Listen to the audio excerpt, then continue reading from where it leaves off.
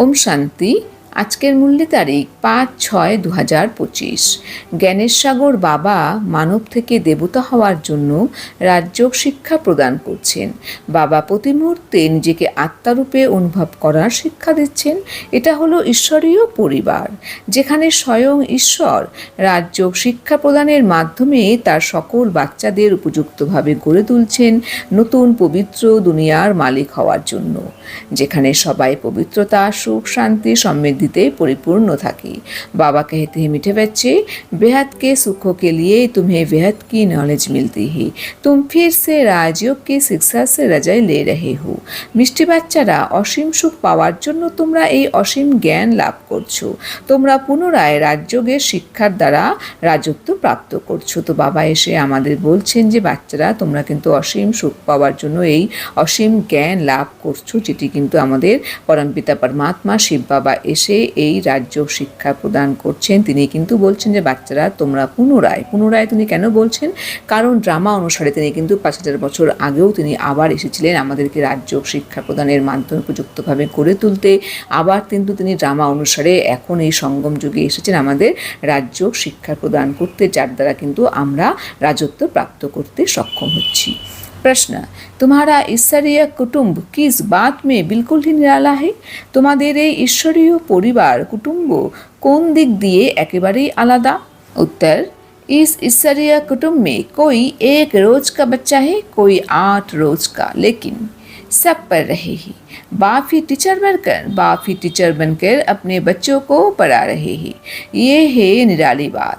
आत्मा पढ़ती है, आत्मा कहती है बाबा, बाबा फिर बच्चों को 84 जन्मों की कहानी सुनाते हैं। এই ঈশ্বরীয় পরিবারে কেউ কেউ একদিনের বাচ্চা, আবার 8 দিনের বাচ্চাও আছে, কিন্তু সবাই পড়াশোনা করছে। বাবা এই টিচার রূপে নিজের বাচ্চাদেরকে পড়াচ্ছেন। এটা হলো একেবারেই অন্যরকম ব্যাপার। আত্মা পড়ছে, আত্মাই বাবা বলে রাখছে। বাবা তখন বাচ্চাদেরকে 84 জন্মের কাহিনী শোনাচ্ছেন। আমাদের এই ঈশ্বরীয় পরিবারে কিন্তু কেউ একদিনের বাচ্চা, আবার কেউ 8 দিনের বাচ্চাও আছে। অর্থাৎ যখন আমাদের এরকম হয়, যখন প্রথম কেউ জ্ঞানটি শুনে, যে হয়তো ফার্স্ট দিন গেল, সে তখন 1 দিনের বাচ্চা, আবার যে শুনতে শুনতে যখন তার 8 দিন হলো, তখন সে কিন্তু 8 দিনের বাচ্চা হলো। কিন্তু সকলেই কিন্তু এই ঈশ্বরীয় পঠন পাঠন করছেন। আর সেখানে কিন্তু আমাদের বাবাই কিন্তু টিচার রূপে এসে আমাদের বাচ্চাদেরকে তিনি কিন্তু পড়াচ্ছেন। এটা হলো একেবারেই অন্য রকম ব্যাপার। আমাদেরকে কিন্তু বাবা এসে আমাদের আত্মাদেরকে পড়াচ্ছেন, যে আত্মা কিন্তু আমাদের কিন্তু শতপ্রধান ছিল, কিন্তু সেটি এখন তমপ্রধানে পরিণত হয়ে গিয়েছে, দেহভানের বশীভূত হয়ে নিজেকে দেহ ভাবতে ভাবতে। তো বাবা কিন্তু এসে কিন্তু এই রাজ্য শিক্ষা প্রদানের মাধ্যমে তিনি কিন্তু আমাদের আত্মাকে শতপ্রধান করতে এসেছেন। আত্মাই কিন্তু বাবা বলে ডাকে। তাই বাবা তখনই কিন্তু আমাদের বাচ্চাদেরকে কিন্তু 84 জন্মের কাহিনী আমাদের শুনিয়ে থাকেন, যে আমরা কিভাবে, কখন, কোথায়, আমরা কোন যুগে কতবার জন্ম নিয়ে কিভাবে আমরা চক্র পরিভ্রমণ করে এসেছি, সেই সকল জ্ঞান সম্বন্ধে বাবা কিন্তু আমাদের অবগত করিয়ে, আমাদের স্মৃতিচারণ করিয়ে তিনি কিন্তু আমাদের উপযুক্তভাবে পবিত্র দুনিয়ার মালিক হওয়ার জন্য গড়ে তুলছেন। मीठे मीठे सिखलाते बच्चों प्रति माता पिता बाप दादा की याद प्यार गुड मॉर्निंग। रूहानी बाप की रूहानी बच्चों को नमस्ते। हम रूहानी बच्चों की रूहानी बाप दादा को याद प्यार गुड मॉर्निंग और नमस्ते नमस्ते नमस्ते। धारणा के लिए मुख्य सार। नंबर 1, किसी भी बात में संशय बुद्धि नहीं बनना है। माया के तूफानों को महावीर बन पार करना है। ऐसा योग में रहो जो माया का तूफान हिला ना सके। কোনো ব্যাপারেই সংশয় প্রকাশ করা উচিত নয়। মহাবীর হয়ে মায়াবী তুফানগুলিকে অতিক্রম করতে হবে। এত যোগযুক্ত থাকো যে মায়াবী তুফান টানতে পারবে না। তো বাবা আমাদের বলছেন, বাচ্চারা, তোমরা কিন্তু কোনো সময় কোনো ব্যাপারে কিন্তু সংশয় প্রকাশ করবে না। তোমরা কিন্তু মহাবীর হয়ে তোমরা কিন্তু মায়ার যে কোনো রকমের তুফানগুলিকে অতিক্রম করবে। তোমরা এত সুন্দর যোগযুক্ত থাকবে যে মায়াবী তুফান তোমাদের কিন্তু টানতে পারবে না। অর্থাৎ মায়া কিন্তু তোমাদের সামনে এসে কিন্তু হেরে যাবে। তোমরা অবশ্যই মায়াজিৎ জগজ্জিৎ হয়ে যাবে। नंबर 2, अक्लमंद बन अपने जीवन ईश्वरीय सेवा में लगाने हैं। सच्चा रूहानी सोशल वर्कर बनना है। रूहानी पढ़ाई पढ़नी और पढ़ानी है। বিচক্ষণ হয়ে নিজের জীবনকে ঈশ্বরীয় সেবাতে নিয়োজিত করতে হবে। সত্যিকারের আত্মিক সোশ্যাল ওয়ার্কার হতে হবে। এই আত্মিক পাঠ নিজে পড়ে অন্যকেও পড়াতে হবে। তো বাবা আমাদের বলছেন, বাচ্চারা তোমাদের কিন্তু বিচক্ষণ হয়ে কিন্তু তোমাদের এই নিজের কিন্তু জীবনকে ঈশ্বরীয় সেবায় কিন্তু নিয়োজিত করতে হবে। তোমাদের সত্যিকারের কিন্তু আত্মিক সোশ্যাল ওয়ার্কার হতে হবে।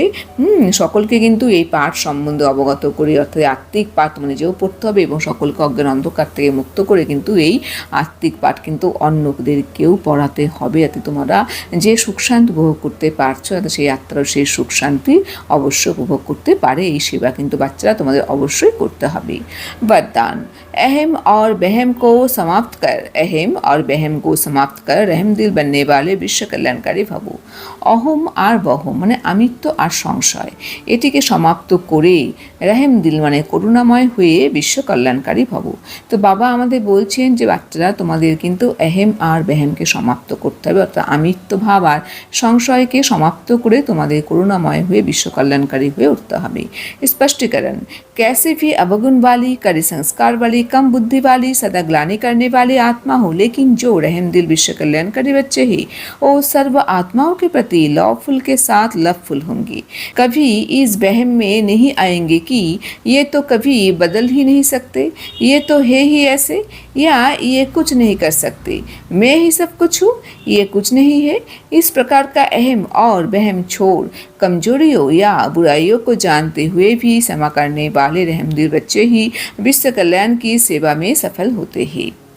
যেরকমই অবগুণযুক্ত আত্মা, কড়া সংস্কারী আত্মা, অল্প বুদ্ধি সম্পন্ন আত্মা হোক, কিন্তু যে দয়াবান বিশ্ব কল্যাণকারী বাচ্চা হবে সে সকল আত্মাদের প্রতি লফুলের সাথে সাথে লাভফুলও হবে। কখনো এই সংশয়ের মধ্যে আসবে না যে এই আত্মা তো কখনো পরিবর্তন হতেই পারবে না, এ তো এরকমই, বা এ কিছুই করতে পারবে না, আমিই হলাম সব কিছু, এই আত্মা কিছুই নয়। এই প্রকারের আহেম অর্থাৎ আমিত্ব আর বেহেমকে মানে সংশয়কে ছেড়ে দুর্বলতা বা খারাপগুলিকে জেনেও ক্ষমা করা করুণাময় বাচ্চারাই বিশ্ব কল্যাণের সেবাতে সফল হয়। তো বাবা আমাদের সুন্দর বুঝিয়ে বললেন যে বিশ্ব কল্যাণকারী আত্মারা কীরকম হয়। যেরকমই অবগুণযুক্ত আত্মা, কড়া সংস্কার আত্মা বা অল্প বুদ্ধি সম্পন্ন আত্মাই হোক, যে আত্মায় তোমাদের সান্নিধ্যে আসুক, যে বিশ্ব কল্যাণকারী দয়াবান আত্মা, সে কিন্তু প্রত্যেক আত্মার প্রতি কিন্তু একইভাবে লফুলের সাথে সাথে কিন্তু লাভফুলও হবে। কখনো কিন্তু তার মধ্যে এই সংশয় আসবে না যে না, এই আত্মা তো কখনো পরিবর্তন হতেই পারবে না, এ তো এরকমই, এর দ্বারা কিছুই হবে না, এ কিন্তু এরকম কিন্তু কোনো সময় ভাববে না যে দয়াবান বিশ্ব কল্যাণকারী আত্মা। সে কিন্তু কোনো সময় এরকম ভাববে না যে আমিই হলাম সব কিছু, আমিই সব কিছু করতে পারবো, আমার দ্বারাই সব কিছু হবে, এই আত্মা কিছুই করতে পারবে না, এরকম সে কিন্তু কোনো সময় ভাববে না। সে কিন্তু নিজের আমিত্ব ভাবকে আর সংশয়কে ছেড়েই কিন্তু সে ছেড়ে নিজের দুর্বলতাকে বা খারাপ সংস্কারগুলিকে জেনেও কিন্তু সে নিজের আহেম ভাবকে ছেড়ে, অর্থাৎ আমিত্ব ভাবকে ছেড়ে দিয়ে, বেহেমকে ছেড়ে দিয়ে, অর্থাৎ সংশয়কে ছেড়ে দিয়ে যে কোনো রকমের দুর্বলতাযুক্ত আত্মা বা খারাপগুলিকে, সেই আত্মার কোনো খারাপ অবগুণকে জেনেও কিন্তু সে ক্ষমা করে কিন্তু করুণাময় হয়ে কিন্তু সেই আত্মার প্রতি তার কিন্তু শুভকামনা অবশ্যই থাকবে। তো এরকম করুণাময় বাচ্চারাই কিন্তু বিশ্ব কল্যাণের সেবাতে অবশ্যই সাকসেস পায়। स्लोगन जहाँ ब्राह्मण के तन मन धन का सहयोग है वहाँ सफलता साथ है। যেখানে ব্রাহ্মণদের তন্মন ধনের সহযোগ আছে সেখানে সফলতা অবশ্যই আছে সাথে। তো বাবা আমাদের বলছেন যেখানে ব্রাহ্মণদের তন্মন ধনের সহযোগিতা আছে সেখানে কিন্তু সাকসেস অবশ্যই সাথে আছে, অর্থাৎ যে তোমরা যে কোনো কার্যে আমাদের ব্রাহ্মণ বাচ্চারা আমরা যেখানে তন্মন ধন দিয়ে সহযোগিতা করব সে বিষয়ে কিন্তু আমরা সাকসেস অবশ্যই পাবো। ওম শান্তি।